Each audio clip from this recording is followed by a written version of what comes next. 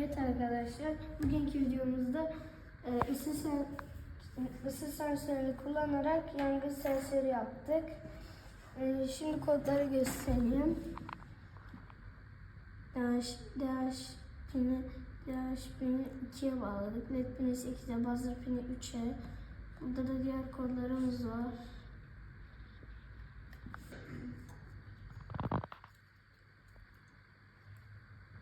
Evet arkadaşlar, ben de deneyi göstereceğim. Burada önemli sensörümüz var. Buzzer, LED. Şimdi ateşi yapıyorum. Şimdi buzzer 5 saniye ötüyor, LED de 5 saniye yanıyor arkadaşlar. Kapanış. Videomuz bu kadar arkadaşlar. Videomuz bu kadar arkadaşlar. Görüşürüz.